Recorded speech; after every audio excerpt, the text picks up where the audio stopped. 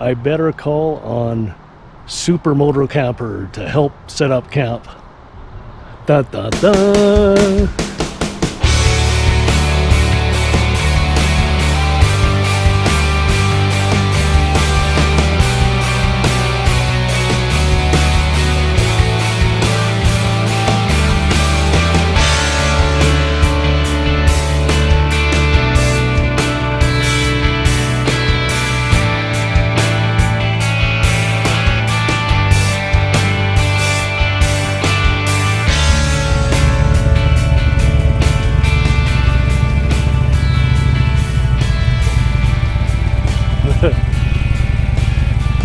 Well, good morning, and it's time to get going here.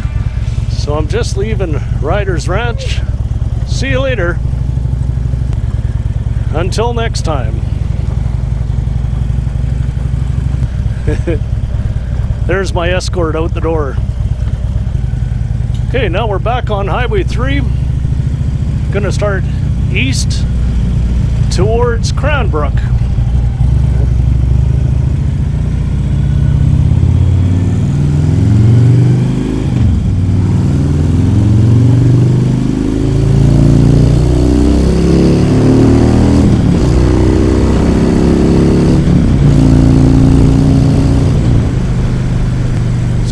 Towards Alberta today, and we're gonna take a road, Highway 3 to Cranbrook, and then I might skip up to Kimberley before I head back down through Sparward and off to the Alberta border.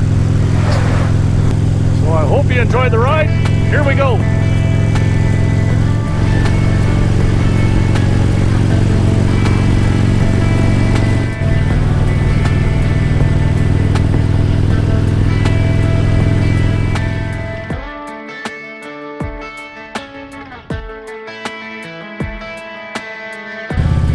Here we are, just coming into Cranbrook, BC.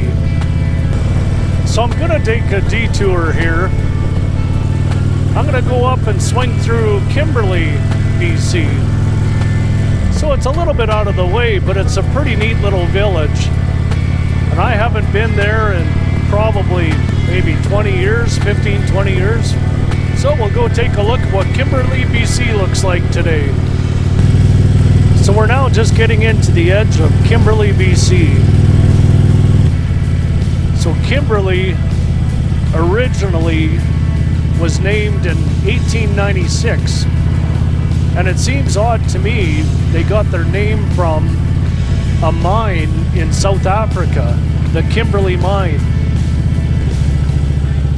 So in 1917, there was a mine that started operations here.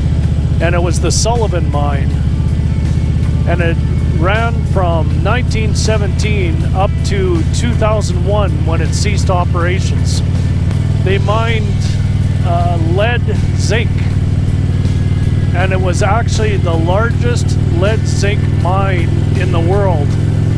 And now the mine is closed, so the town of Kimberley kind of transformed itself into a tourist destination now, and it's the Kimberley Alpine Ski Resort, I believe. So in a lot of the mountains around here, there's some awesome skiing. And now I'm not a skier, but I know the reputation of it.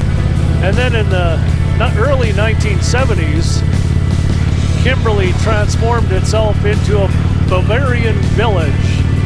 Anyhow, we'll roll through there and we'll see if it looks the same as what my memory shows me. I think my memory plays tricks on me sometimes. We'll see how well it worked today.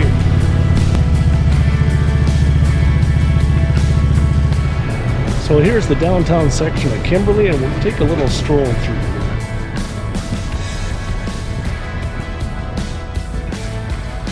So this town's main industry now is tourism ever since the mine closed. But I think they've had better days here. It's pretty quiet this time of year, but I think their main tourism season now is wintertime with that alpine ski resort that they have here.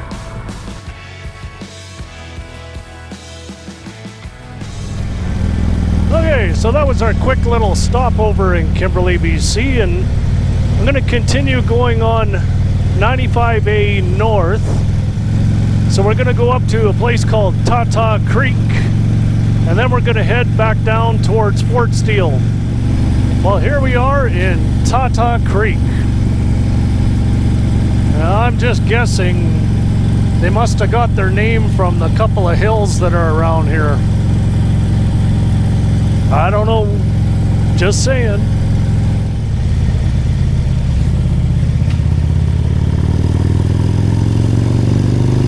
Well, we now turned on to Highway 93 South. So this highway will take us to Fort Steele, where I'll do a little pit stop there. So here we are at Fort Steele Heritage Town. I know there's some, like I say, colorful history, as this area was part of the gold rush around 1864. And there was some stories about how it grew so much and how it ended up basically disappearing. So let's take a look around. So the Kootenay Gold Rush here started in 1864 at a place called Wild Horse Creek, where it was first discovered. And then this area, the first name of it was called Fisherville, but it was changed in 1888 to Fort Steele. So this is now a National Heritage Site, Fort Steele, and that started in the 1990s, I think, when they did a recreation of the town here. So this was the boom town in the Kootenays for the gold rush from 1864 till sometime in the 1880s, 1890s. The other part of the Kootenays we went through was big on silver, but this area had a seam of gold in it. And there's a bit of a history here because they changed the name in 1888 to Fort Steele because Superintendent Sam Steele with the RCMP, he ended up settling a dispute between the European settlers and the Aboriginal people, the First Nations at that time, about a wrongly accused murder of one of the First Nations, which was not accurate. So he settled it, and both sides were very happy with it. They ended up renaming the town to Fort Steele. Fort Steele at one point had about 4,000 people living in it. And by the early 1900s, it was down to about 150 people left. And there's a bit of a story about why that happened. So in the 1890s, I think it was, the CP Railway was coming through here. What led to the demise of Fort Steele? There was a fella, Colonel James Baker, with the BC legislature. He actually owned a logging camp in an area that's now called Cranbrook. And he knew that the railway was supposed to be coming through Fort Steele. So he actually bribed CP into changing the route to go through the area that he owned. And mysteriously, the letter that was being sent for the confirmation of the railway to go through Fort Steele was mysteriously lost in the mail. And then shortly after that, it was awarded to go through the property that he owned for that logging camp. And that's when population started to drop here. And by the early 1900s, it was down to about 150 people left. And after the railway was built through, he was offering the residents of Fort Steele to buy property around the railway in Cranbrook. And then not long after that, it became a ghost town and basically went away. I like old buildings like this.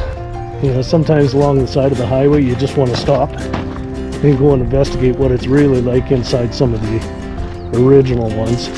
But most of the time they're always on private property. But I always look at old buildings like this and I just kind of imagine stories of what might have happened inside of there.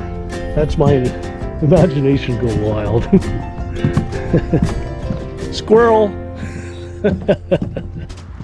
Well, time to make our way to go find a campground for tonight.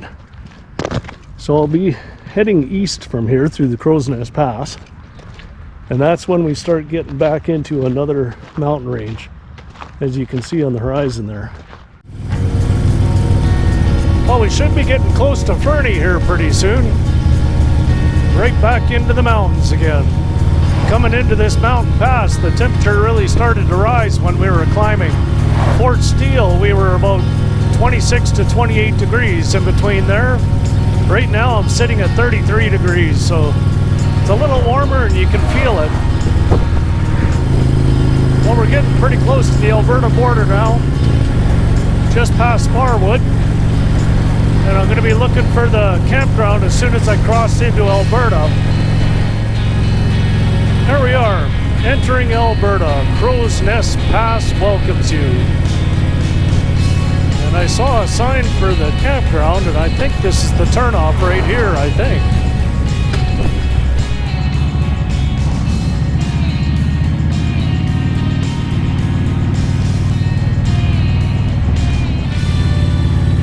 Oh, this looks pretty nice. Hope I can find something close to the water.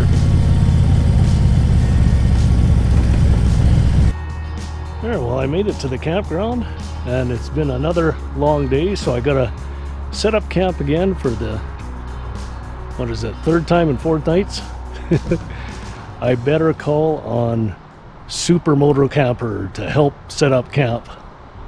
Da da da!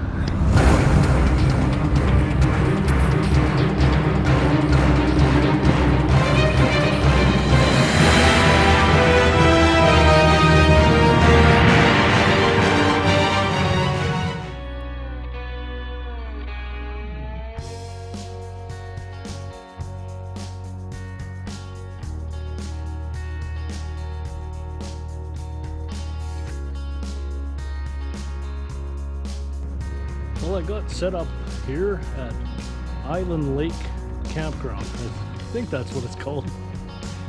Anyhow, it's a pretty nice place. And it's time to cook a little bit of dinner here.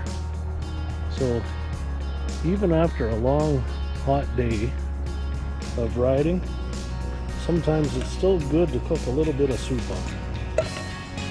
Sure is a nice place to find a campground. So close to a nice little lake. So this one's right on the Alberta BC border. And when you moto camp without a cooler, how do you cool down your beer? Let it sit in the lake underneath a rock for a little while. At least that's better than straight out of a black saddlebag all day.